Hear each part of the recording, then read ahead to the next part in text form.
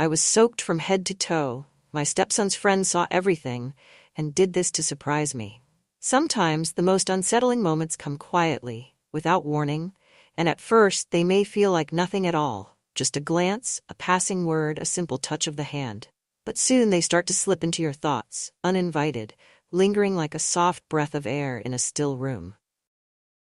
I've lived my life by a strict rhythm, a careful balance of respectability and discretion.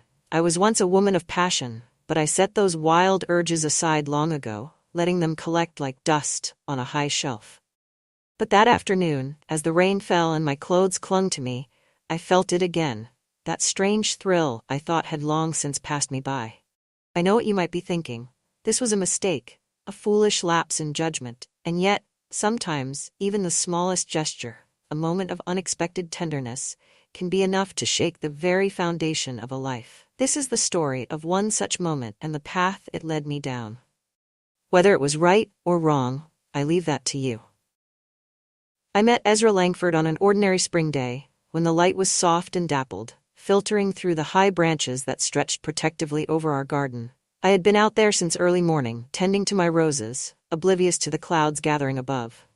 Robert, my husband of nearly 30 years, was inside his study, likely lost in his collection of rare books and historical artifacts.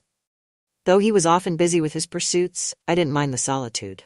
The garden was my domain, a refuge from the world's clamor. But then, the rain came.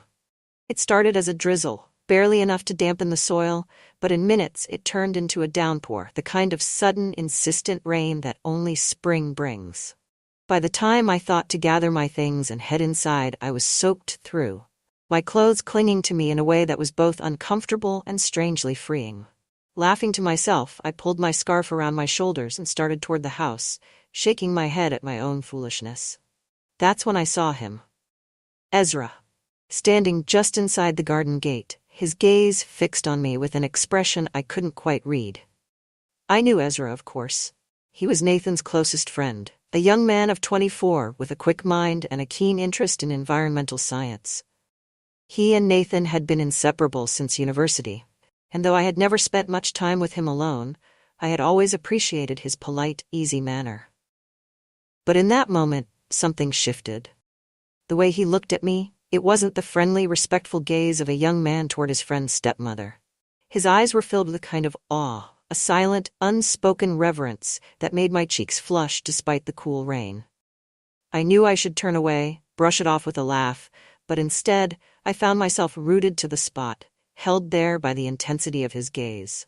"Mrs. Havens, you're soaked," he said finally, his voice breaking the silence between us. He stepped forward, reaching out as though to offer me his coat, though we both knew it would do little good now.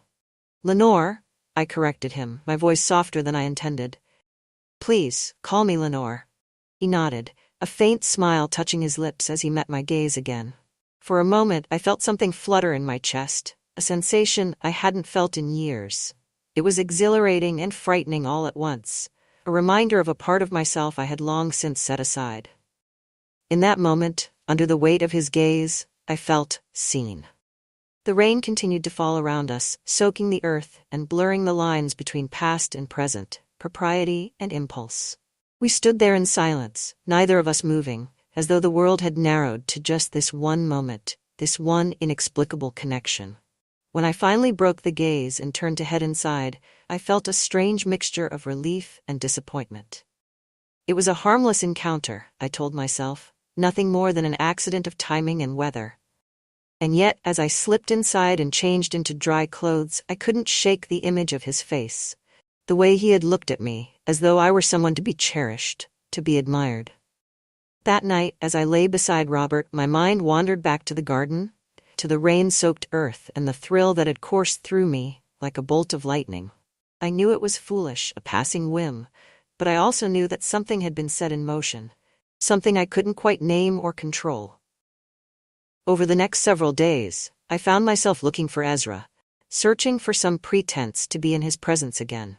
It was absurd, really. A woman of my age, seeking out the company of a man less than half my years. But I couldn't deny the excitement, the sense of vitality that seemed to spark whenever he was near. Ezra, for his part, seemed just as eager, though he was careful to keep his admiration subtle. He would arrive with Nathan, his voice cheerful, his laughter filling the house. Yet there was always a flicker of something more. A glance held a moment too long, a quiet smile that felt meant for me alone. One afternoon, Nathan and Ezra were outside, working on a project they had concocted, a small, sustainable garden plot meant to teach local children about conservation. I wandered over, feigning casual interest, though my heart raced as Ezra looked up, his eyes lighting up with that familiar warmth. "Lenore?" he greeted me, his voice soft as though the name itself held a kind of reverence. "Nathan tells me you're quite the expert," I replied, smiling as I joined him by the freshly turned soil. "He says you've been working on conservation projects for years." Ezra chuckled, brushing a bit of dirt from his hands. "I suppose I've tried, but I think you might know more about plants than I ever will." There was an admiration in his voice that felt deeply personal, as though he saw not just my expertise but something within me that I hadn't recognized myself. As we worked side by side, I felt a growing sense of intimacy, a quiet connection that seemed to blossom between us with each passing moment. Ezra spoke of his dreams, his vision for a sustainable future, and I listened with a fascination that went beyond mere interest. His words stirred something in me, a desire to be part of that vision, to share in his passion and optimism. Days passed, and each interaction with Ezra felt like a dance, a delicate waltz between propriety and impulse. I found myself lingering in his presence, savoring the way he looked at me, the way his laughter seemed to wrap around me like a warm embrace. But with each glance, each whispered conversation, I felt the weight of guilt pressing down on me. I was a married woman, a stepmother, and this young man was my stepson's closest friend. What we shared, however subtle, however innocent, was a betrayal of the trust that bound our family together. And yet I couldn't deny the thrill, the feeling that in Ezra's gaze I had found a glimpse of the woman I once was. A woman who dared to dream, to desire. It was as though he had unlocked a door I hadn't known existed, revealing a part of myself I had kept hidden away for years.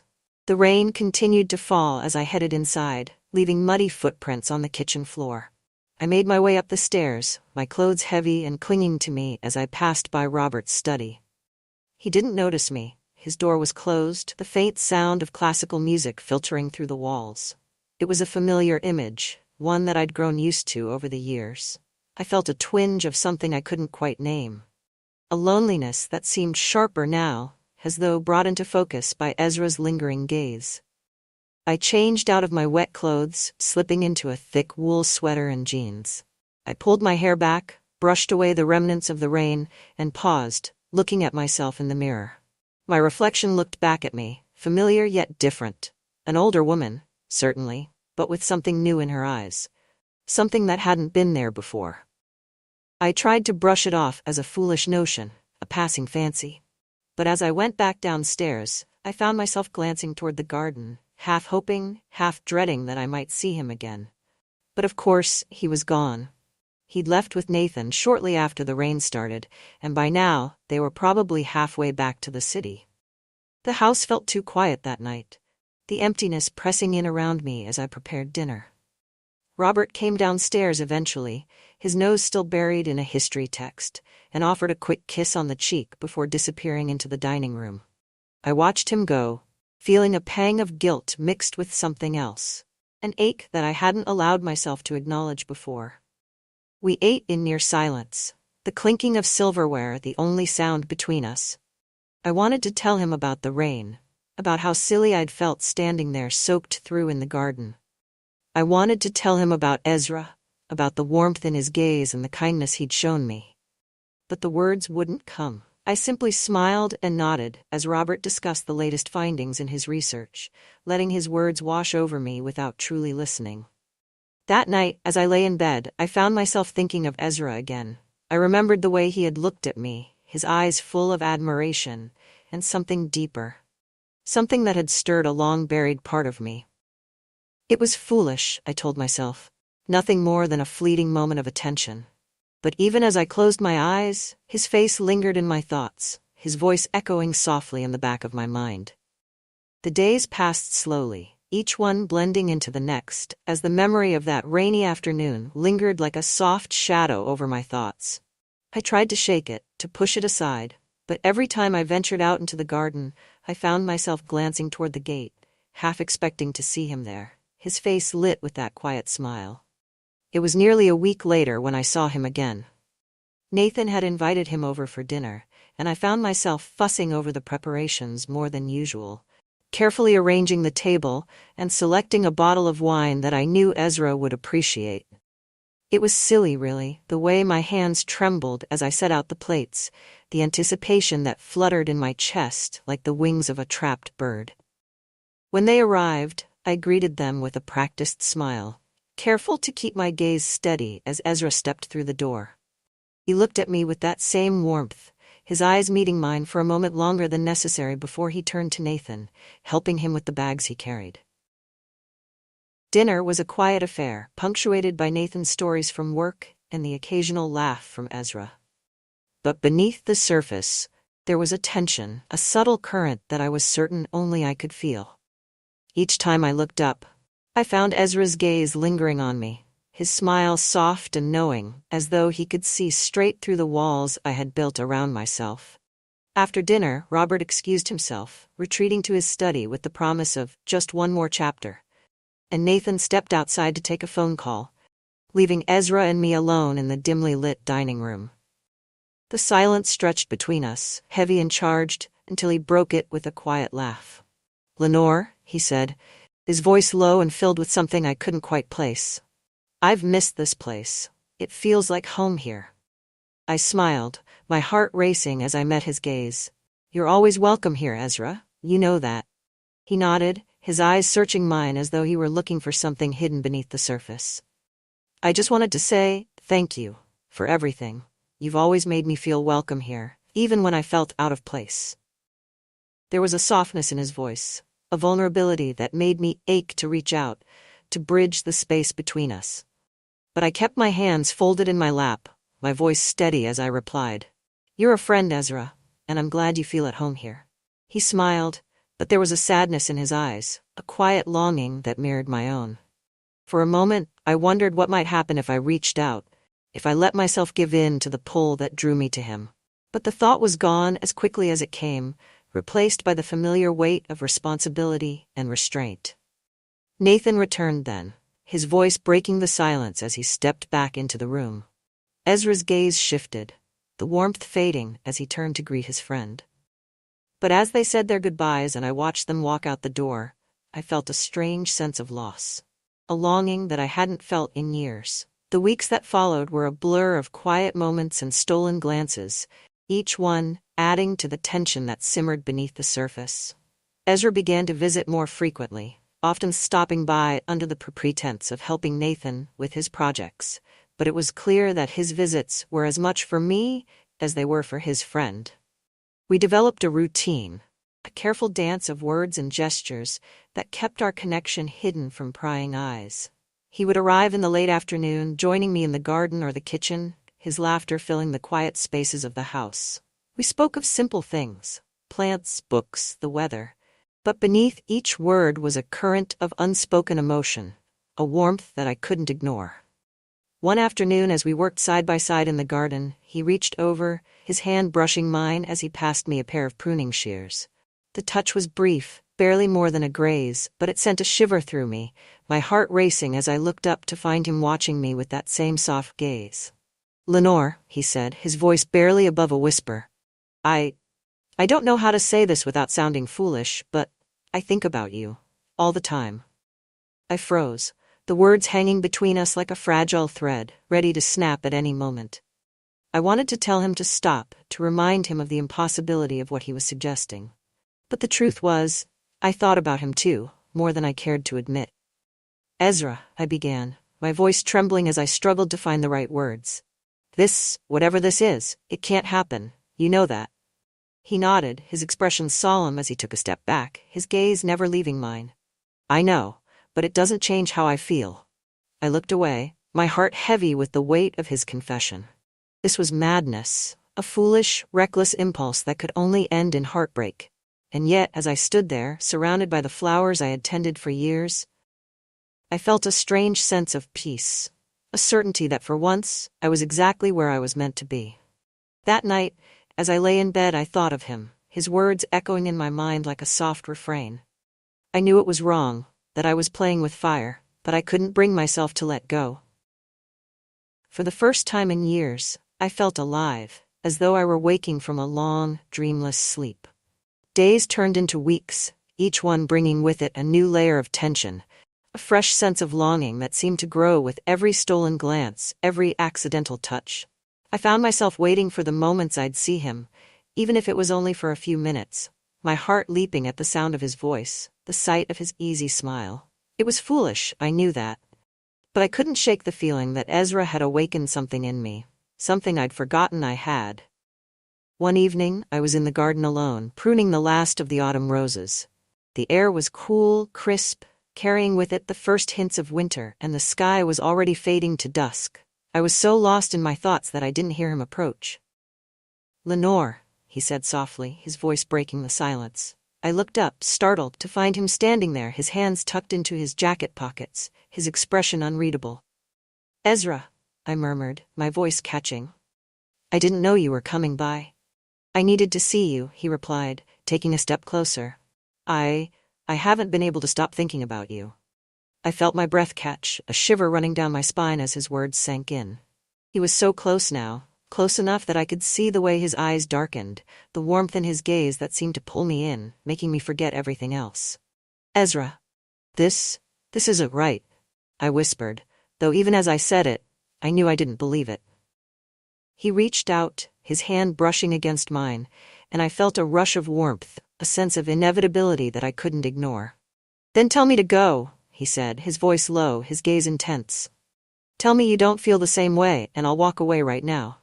I opened my mouth to say the words, to tell him that he was just a friend, nothing more.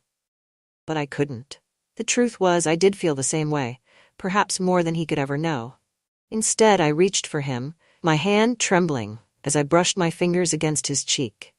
His eyes closed at the touch, a soft sigh escaping his lips, and I felt a strange sense of peace, as though I'd finally found the thing I'd been searching for all these years.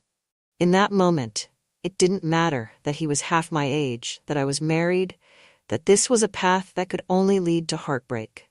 All that mattered was the warmth of his touch, the way his arms wrapped around me, pulling me close as his lips found mine, soft and hesitant at first, then deeper, more insistent, as though he'd been holding back for too long. When we finally broke apart, breathless and flushed, I felt a strange mix of exhilaration and dread, a thrill tempered by the weight of what we'd done. But as I looked into his eyes, I knew there was no going back. This was a path we'd chosen, a choice we'd made, and no matter what happened, I couldn't bring myself to regret it. Our stolen moments continued, each one more intense than the last, as though we were both racing toward something we couldn't quite name. We met in secret, quiet corners of the garden, brief encounters in the house when no one else was around. Each time, I promised myself it would be the last. And each time I found myself falling deeper, more desperately, for him. But it wasn't long before others began to notice. Robert, of course, was oblivious, buried in his work as usual. But Nathan was sharper, more observant, and I could see the suspicion growing in his eyes, the way he watched us when he thought we weren't looking. One evening, after Ezra had left, Nathan confronted me in the kitchen. His expression was guarded, his eyes narrowed as he leaned against the counter, crossing his arms over his chest. "Is there something going on between you and Ezra?" he asked bluntly, his voice low and tense. The question took me off guard, and for a moment I felt the blood drain from my face. I forced myself to remain calm, to meet his gaze with a steady expression, though inside my heart was racing. "Nathan, don't be ridiculous," I said, trying to keep my voice even. "Ezra is your friend. I'm just being friendly." But he wasn't convinced. He looked at me with a mixture of disappointment and anger, as though he'd seen straight through the facade I'd worked so hard to maintain. "Lenore, I'm not blind," he said quietly. "I see the way you look at him, and I see the way he looks at you." There was no point in denying it, no point in pretending that he hadn't already guessed the truth. I took a deep breath, the words catching in my throat as I searched for an explanation, something that would make sense of the mess I'd created. "Nathan, I never meant for this to happen," I whispered, my voice breaking. "I care about you, and I care about Robert. But Ezra, he made me feel alive again. I know it's wrong, but I can't help how I feel." He looked at me for a long moment, his expression unreadable, and I could see the hurt in his eyes, the sense of betrayal that I knew I'd caused. "I trusted you," he said finally, his voice barely above a whisper. "I looked up to you. And now, I don't even know who you are." The words struck me like a blow, and I felt a sharp pang of regret, a realization of the pain I'd caused, not just to Nathan, but to everyone involved. But as he turned and walked away, I knew there was no going back, no way to undo the choices I'd made. The confrontation with Nathan left me shaken, my mind reeling as I struggled to make sense of everything. I knew that I couldn't continue down this path, that I couldn't keep hurting the people I loved. But the thought of losing Ezra, of never seeing him again, was almost too much to bear. One evening, as the sun set over the garden, I met with Ezra for what I knew would be the last time. He could see the sadness in my eyes, the resignation, and he reached for my hand, his fingers warm and steady against mine. "Lenore, we don't have to end this," he said softly. "We could leave, start fresh somewhere else, just the two of us." The offer was tempting, a dream that I'd entertained more times than I cared to admit. But I knew that it was impossible, that I couldn't leave behind the life I'd built, the family I'd created. "I can't, Ezra," I whispered, my voice breaking. "I love you, but I can't abandon my family. I have to make things right." He looked at me for a long moment, his expression filled with pain and understanding. "I understand," he said finally, his voice barely above a whisper. "But I want you to know that I'll always love you, Lenore, no matter what." With those words he leaned in, pressing a gentle kiss to my forehead, and I felt a tear slip down my cheek. A bittersweet reminder of the love we'd shared, however brief. As he walked away, I felt a sense of peace settle over me, a quiet acceptance of the path I'd chosen. I knew that it wouldn't be easy, that the road ahead would be filled with regrets and missed chances. But I also knew that I couldn't keep living a life built on lies and secrecy. In the weeks that followed, I did my best to rebuild the relationships I'd fractured. I reached out to Nathan, offering a heartfelt apology and an explanation for the choices I'd made. It wasn't easy. There were tears, angry words, and long moments of silence. But slowly, we found a way to move forward, to forgive each other, and to rebuild the trust that had been lost. As for Robert, I didn't tell him the full truth, but I made an effort to be more present, to rekindle the connection that had grown stagnant over the years. We spent more time together, rediscovering the shared joys that had once brought us close. And as for Ezra, he remained a quiet presence in my memory, a reminder of a time when I had allowed myself to feel, to dream, to break free from the constraints of age and propriety. I knew that he had moved on, that he was living his life with the same passion and enthusiasm that had drawn me to him in the first place. In the end, I found a sense of peace, a quiet acceptance of the choices I'd made and the life I'd returned to. I had loved and lost, tasted freedom and paid the price for it. But I was stronger for it, more certain of who I was and what I wanted. And as I sat in the garden, watching the last of the autumn leaves drift to the ground, I felt a sense of closure, a quiet understanding that, for all the pain and heartache, I wouldn't change a thing. Because sometimes even the most fleeting moments of connection can leave a mark. A reminder that we are alive, that we are capable of love, and that in the end, we are all just searching for a little bit of light in the darkness. In the months that followed my final parting with Ezra, I found myself learning the true weight of solitude and quiet. The house, once a place of comfort and familiarity, now seemed to hold an echo of loss, a lingering presence that I could not name, but could always feel. I went about my days as I had before, tending to the garden, visiting the nearby market, and preparing meals in the kitchen that Robert and I shared, but rarely truly occupied together. Yet, there was a silence in my heart, an absence that remained with me, though it softened with time. Nathan and I slowly rebuilt the delicate thread of trust that I had so carelessly frayed. He visited less often than before, his interactions cautious, as though he were treading carefully around the edges of a wound that still ached. There was still love between us, but it was a different kind of love now. Tempered by knowledge, reshaped by honesty. Our conversations were polite, sometimes even warm, but there was a guardedness that had not been there before. A faint shadow that neither of us could erase. As for Robert, he remained blissfully unaware of the events that had transpired. There was a strange comfort in his obliviousness, a reassurance that some things in our life together remained unbroken. We moved about each other in familiar, practiced rhythms, finding companionship in shared dinners and quiet evenings by the fire. Yet, beneath the surface, there was an understanding, a silent agreement that neither of us spoke of, a recognition of the separate worlds we occupied within the same home. One crisp autumn morning, as I was preparing tea, I noticed an envelope slipped under the door. The handwriting was familiar, a careful looping script that sent a jolt through my heart the moment I saw it. My hands trembled as I opened it, the paper soft and worn, as though it had been folded and unfolded many times before being sent.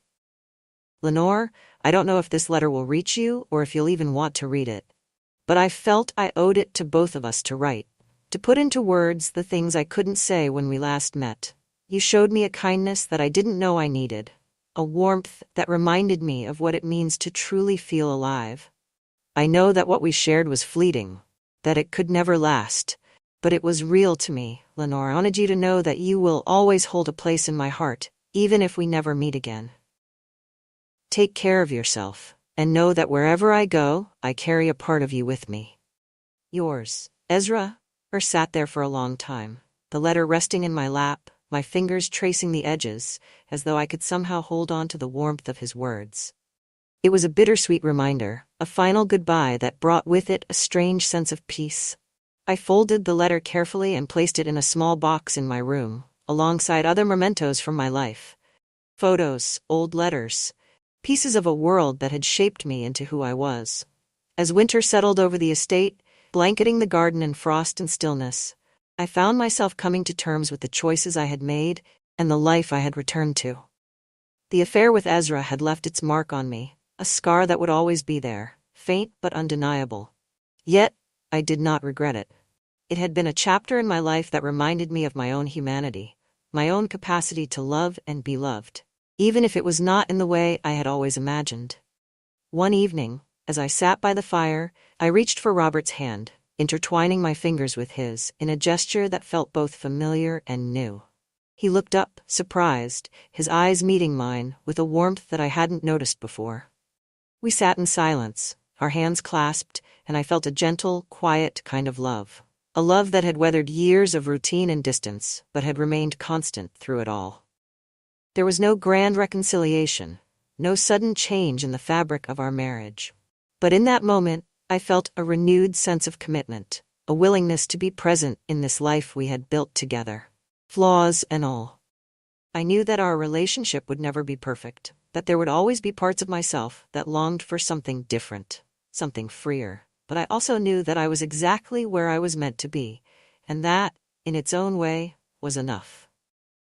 As I look back on those months, on the choices I made and the love I found and lost, I realize that life is not a simple path, a clear-cut journey from one point to another. It is a tapestry, woven from moments of joy and sorrow, love and loss, each thread adding to the complexity of who we are. Ezra was a part of my life, a brief, beautiful part that I will carry with me always. But he was not my entire story, nor was he the answer to the questions I had long buried in my heart.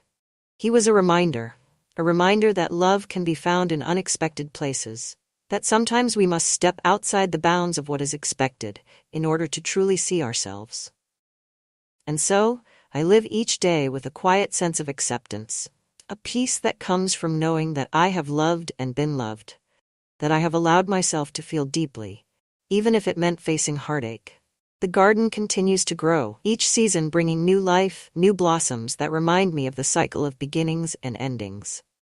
I do not know what lies ahead, what new chapters await me in this life. But I am ready to face them, to embrace the beauty and the uncertainty of it all, knowing that I am not defined by any one moment, any one choice. I am a tapestry, a collection of memories and dreams, woven together by the threads of a life lived fully and honestly. And as I sit here, watching the last rays of sunlight dance across the garden, I feel a quiet gratitude. A gratitude for the love that shaped me, the losses that strengthened me, and the journey that continues to unfold with each passing day. The whole thing started with a mistake. A stupid, careless mistake. I had just finished my shower and was standing in front of my dresser, half-dressed, trying to decide between a loose blouse or something more fitted for the day. The summer heat was relentless, and the fan in my room did little to combat the beads of sweat forming on my neck. I wasn't in any rush. Greg was already out at work, and Mason, my stepson, had just come home from his morning run. I could hear his music thumping faintly through the walls. I didn't think to lock my door. Why would I? I was standing there in my bra and a pair of shorts when the door suddenly creaked open. "Lorraine, have you?" Mason's voice cut off mid-sentence. I turned sharply, clutching the blouse to my chest, my heart leaping into my throat.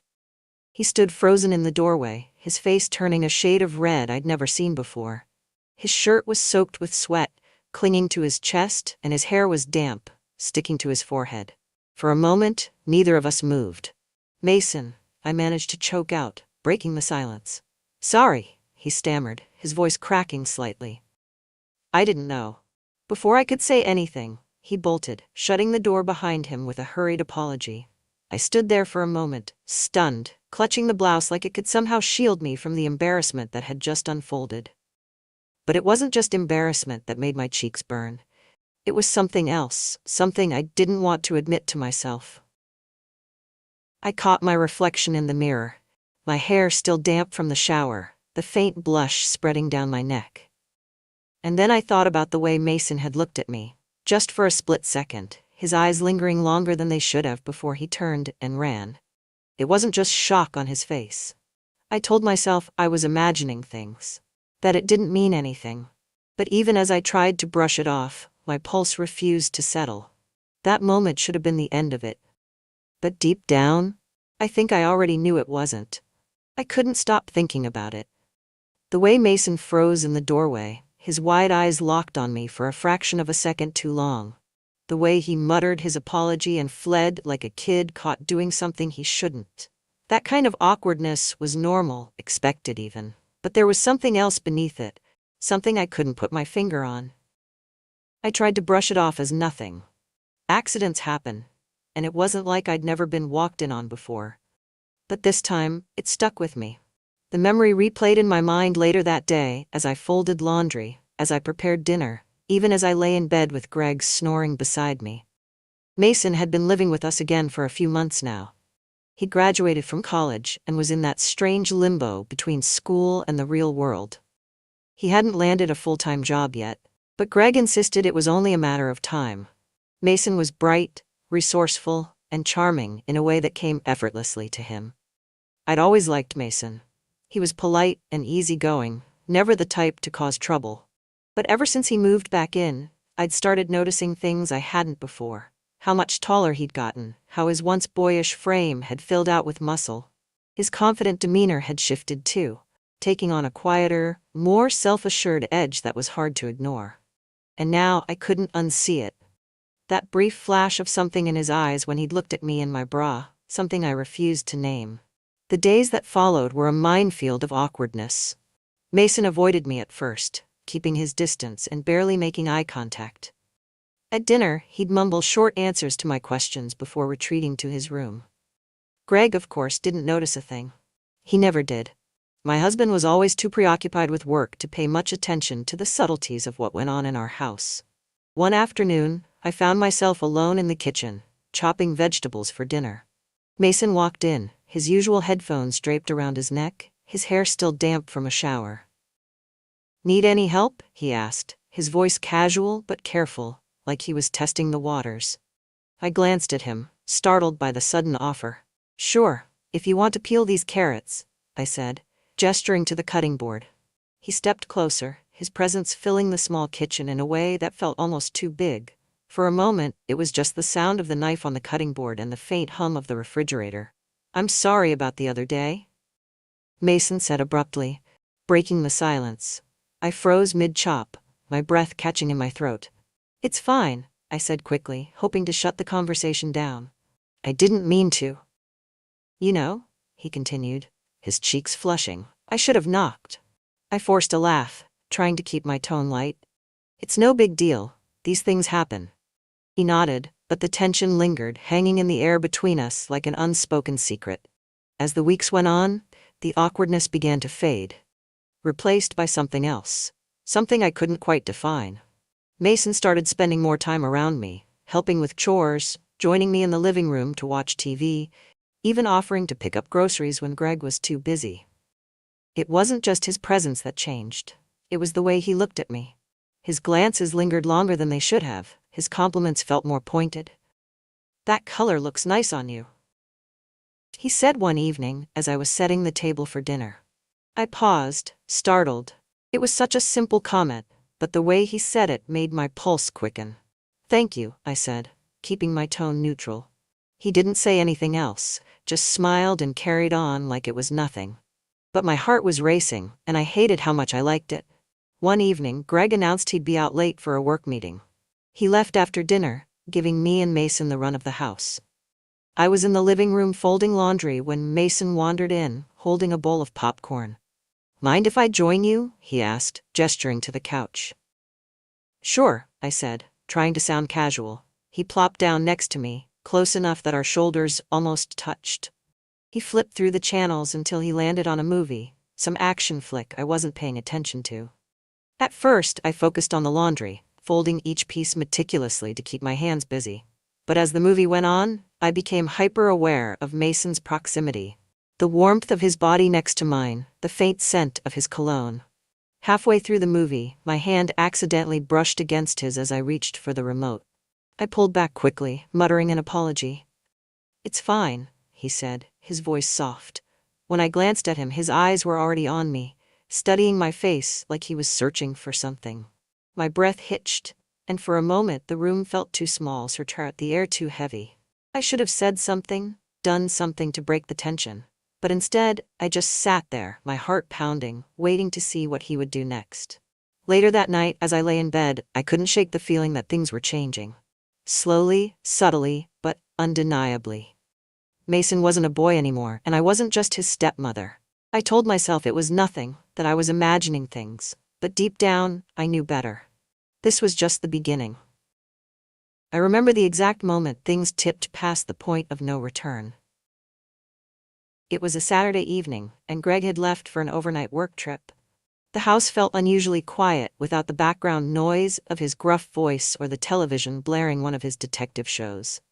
Mason and I were alone, the kind of alone that felt heavier than it should.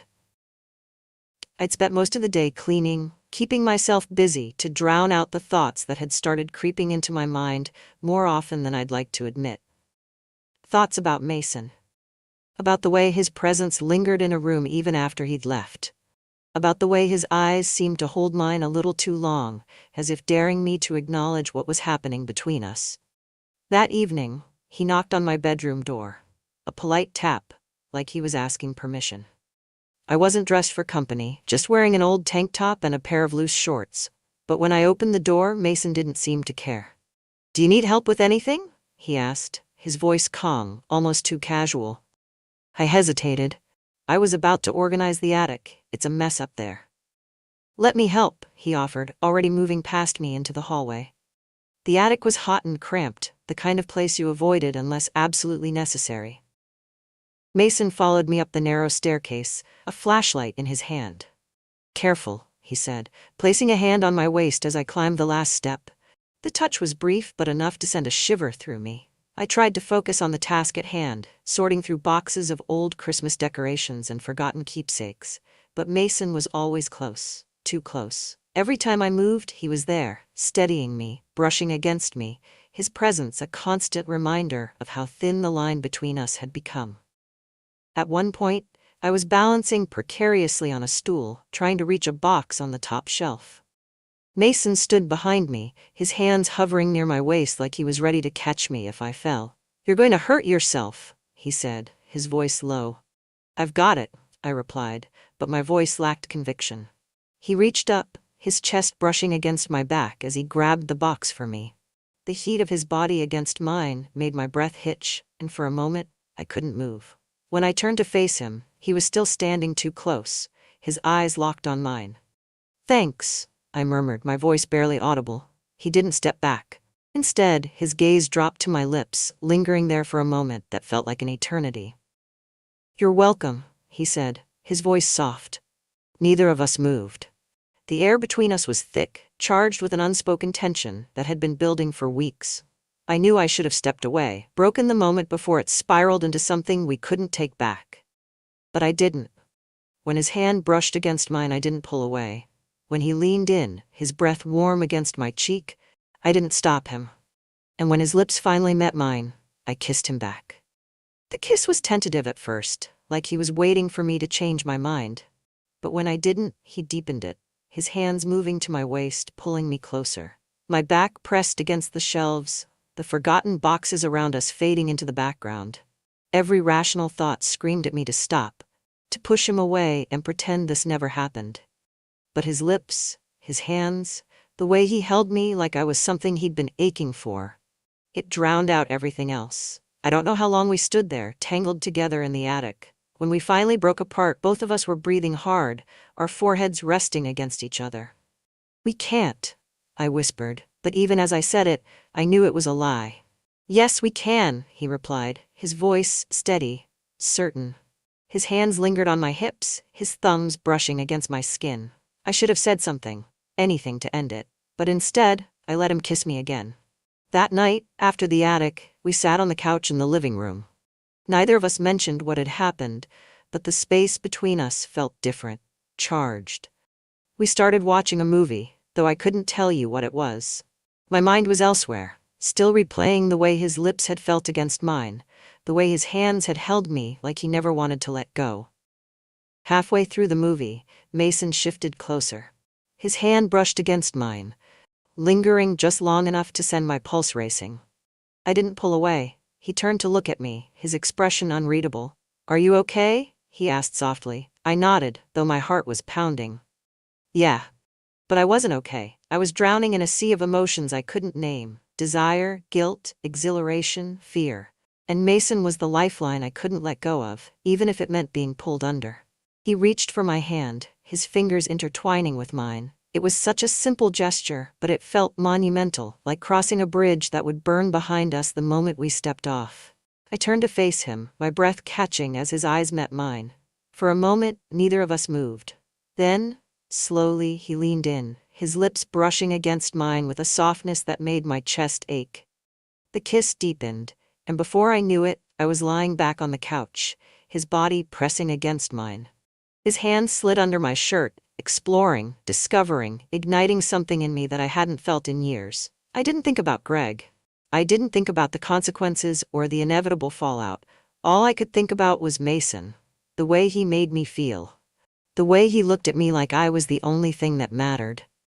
Afterward, as we lay tangled together on the couch, the weight of what we'd done began to sink in. Mason's hand traced lazy patterns on my arm, his breath warm against my neck. "Are you okay?" he asked again, his voice quieter this time. I didn't answer right away. I wasn't sure how to put into words the whirlwind of emotions coursing through me. "I don't know," I admitted finally.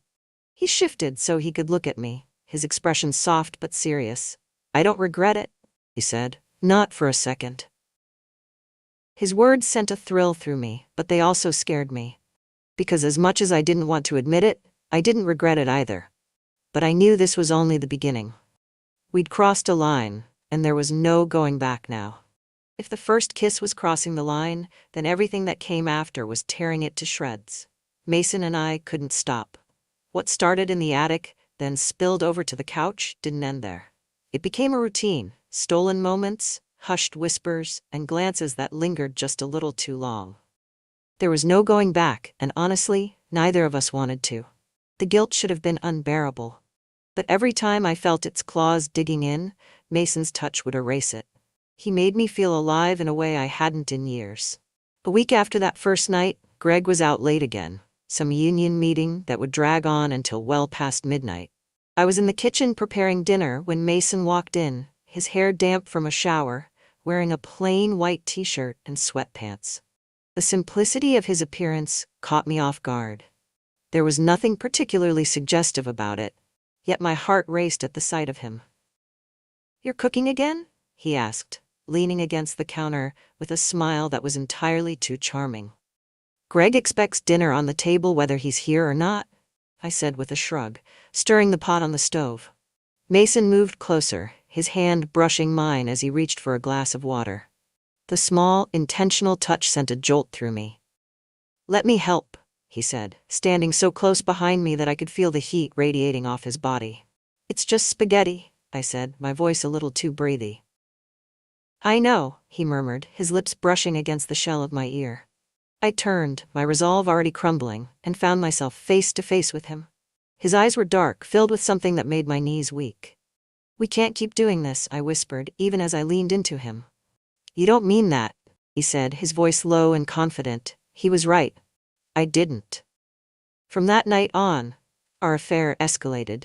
We became bolder, less careful. It wasn't just about the physical connection, though that was undeniably intense. It was the way he made me feel wanted, seen. Every time we touched, every time he kissed me, it was like a spark reigniting something in me I thought had burned out long ago. Mason and I found ways to be alone, even in the most mundane moments. He'd brush past me in the hallway, his fingers grazing mine. We'd exchange knowing looks across the dinner table when Greg was home, our secret hanging in the air between us like a taut string. The risk made it all the more thrilling. One particularly warm evening, Greg had gone to bed early after complaining about a headache. Mason and I were sitting by the backyard pool, the faint glow of the underwater lights casting ripples of light across his face. "You know he'll find out eventually," I said, swirling my wine in the glass. Mason leaned back in the lounge chair beside me, his gaze fixed on the water. "Then we'll deal with it," he said simply, as if it were that easy. "It's not that simple," I said, shaking my head. He turned to look at me, his expression unreadable. "Do you want to stop?" "No," I admitted, my voice barely audible. He didn't say anything else. Instead, he stood, holding out his hand to me. "Come here," he said. I hesitated, glancing toward the house to make sure all the lights were off. Then I slipped my hand into his, letting him pull me to my feet. He led me to the edge of the pool, the cool tile rough under my bare feet. Before I could say anything, he pulled me close, his hands settling on my waist. His lips found mine, and for a moment, the rest of the world disappeared. As the weeks passed, our secret world grew more elaborate. We found ways to steal time together whenever we could. The art studio above the garage became one of our favorite hideouts. It was a space I rarely used anymore, filled with half-finished canvases and forgotten brushes. Mason would follow me up there, under the pretense of helping me organize. But the second the door closed, all pretense would vanish. One afternoon, as the sun streamed through the dusty windows, he pushed me against a table, his lips trailing down my neck. The risk of being caught was always there, but it only made the moments more intoxicating. Of course, the more reckless we became, the closer we came to being discovered. One morning, Greg left for work earlier than usual, leaving Mason and me alone in the kitchen. He was standing behind me, his hands on my waist, when the sound of the front door opening froze us both in place. "Hello?" called Natalie, my best friend, who had a habit of dropping by unannounced. I shoved Mason away, smoothing my hair and trying to steady my breathing.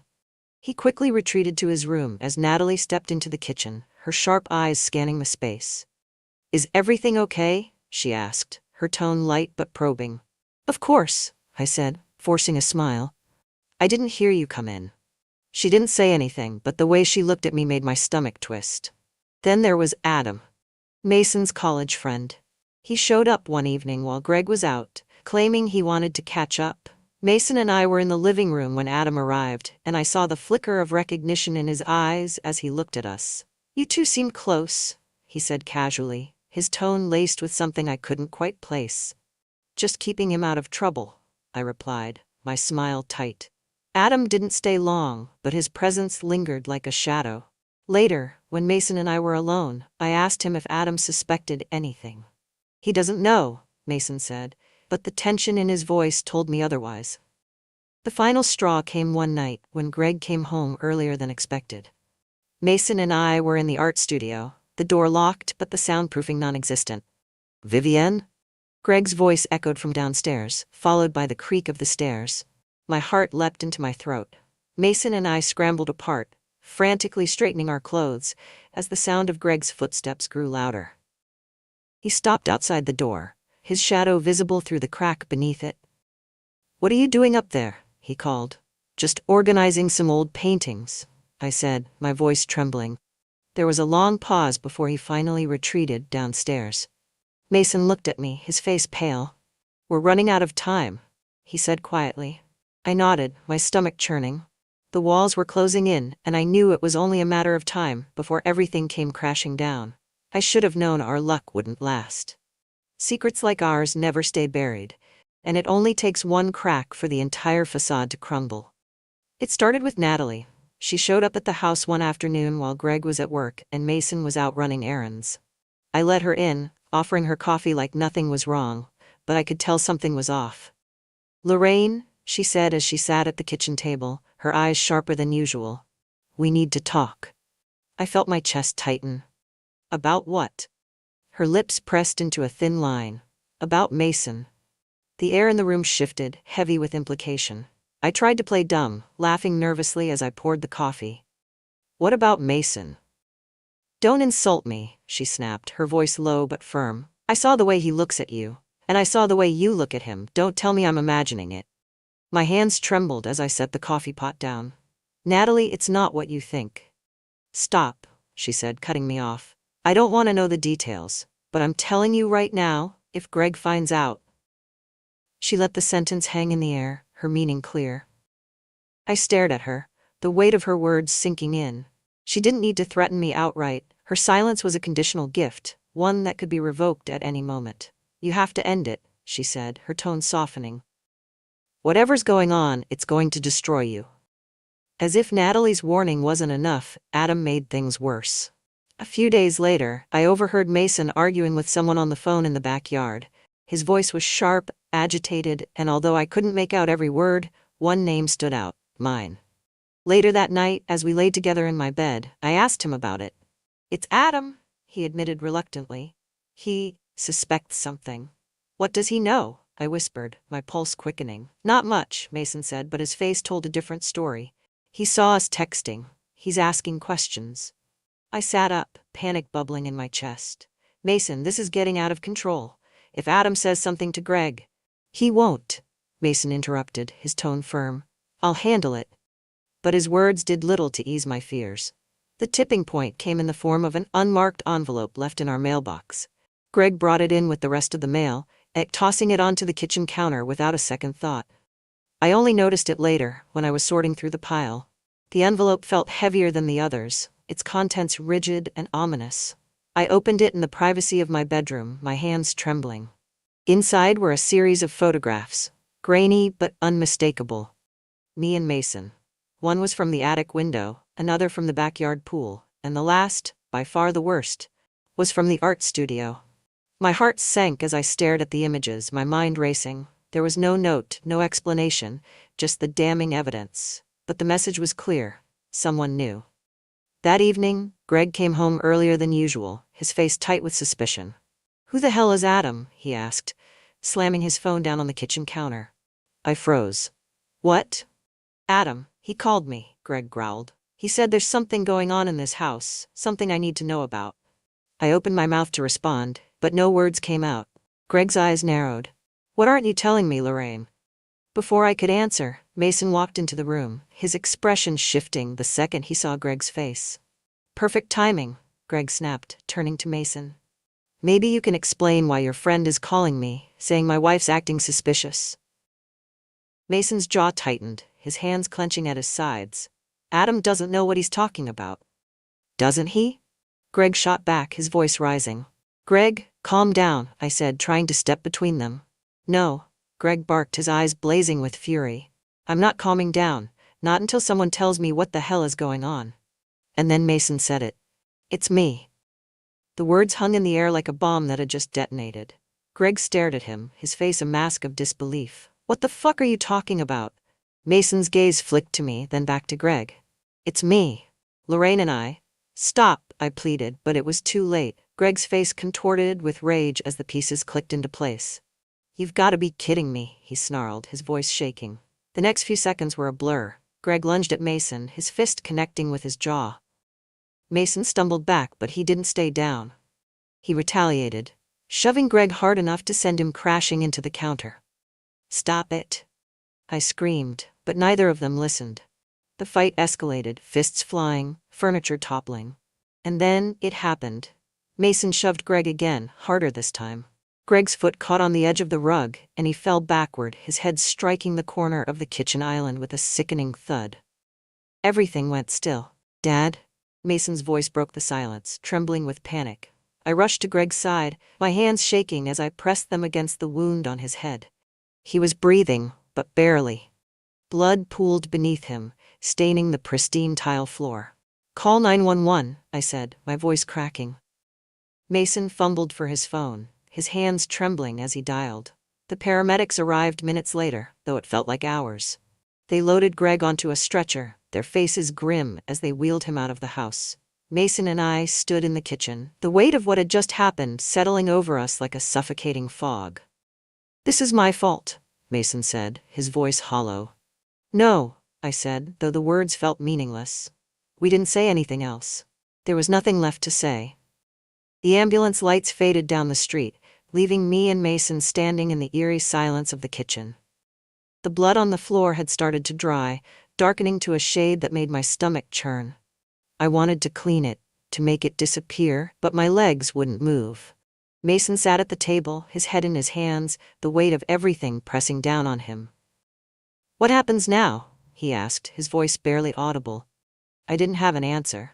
Greg was alive, but the paramedics hadn't been reassuring. They said words like severe head trauma and possible brain swelling, and each one felt like a knife to my chest.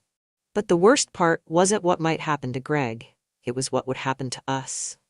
The phone call came hours later. Greg had survived the surgery, but the damage was significant. He'd need weeks, maybe months, of rehabilitation. When I hung up, I let out a breath I hadn't realized I was holding. Relief, guilt, and dread all tangled together in my chest. The next morning, I went to the hospital. Mason wanted to come, but I told him to stay home. I wasn't sure how Greg would react to seeing him, or me, for that matter. When I walked into the hospital room, I found Clara sitting by his bedside. Yes, that Clara. Her hand rested on Greg's, and her face lit up with relief when she saw me. He's awake, she said, as though I should be happy. Greg turned his head slowly, his eyes narrowing when they landed on me. His voice was weak but laced with venom. You've got some nerve showing up here. I swallowed hard, trying to ignore the sting of his words. Greg, I'm sorry, for everything. He let out a bitter laugh, wincing as it jostled his injuries. Save it, Lorraine. I know exactly what you've been doing. Elaine told me everything. My heart sank. Of course, Elaine couldn't resist twisting the knife. Greg's gaze flicked to Clara, then back to me. You don't need to worry about coming back. Clara's been more of a wife to me than you ever were. The words should have hurt more than they did, but all I felt was exhaustion. I nodded, unable to summon the energy to argue. I'll pack my things, I said quietly. Good, he muttered, closing his eyes. Clara didn't look at me as I left the room. That night, I packed my bags. Mason watched from the doorway, his face pale, his shoulders tense. You're really leaving? He asked, his voice barely above a whisper. I don't have a choice, I said, zipping the last suitcase. Then I'm coming with you. No, Mason. I turned to face him, my chest tightening. You can't. Why not? He demanded, stepping closer. I don't care about Greg, or what anyone else thinks. I want to be with you. His words made my heart ache, but I shook my head. You've already given up so much for me. I can't let you throw away your future. I don't care about my future if you're not in it, he said, his voice breaking. I reached out, cupping his face in my hands. You'll care someday, and when that day comes, you'll realize this was the right thing to do. He didn't say anything else, but the pain in his eyes was enough to shatter what little resolve I had left. I moved into a small apartment 2 towns over, the kind of place you rent when you're trying to disappear. The furniture was secondhand. the walls thin, but it was quiet. I started freelancing more, taking on projects that paid the bills but didn't require much thought. For weeks, I didn't hear from Mason. I told myself it was for the best, that he was moving on, but the silence was unbearable. Then, one afternoon, a postcard arrived in the mail. It was from Seattle, the city Mason had always talked about wanting to visit. There was no return address, just a short message, written in his familiar scrawl. "I'm okay, I hope you are too. If you ever want to see me, you know where to find me." I sat on the edge of my bed, the card trembling in my hands. I wanted to call him, to write back, to pack my bags and go to him. But I didn't. Not yet. Now I sit by the window every evening watching the sun dip below the horizon. Sometimes I think about Mason, his smile, his touch, the way he made me feel like I mattered.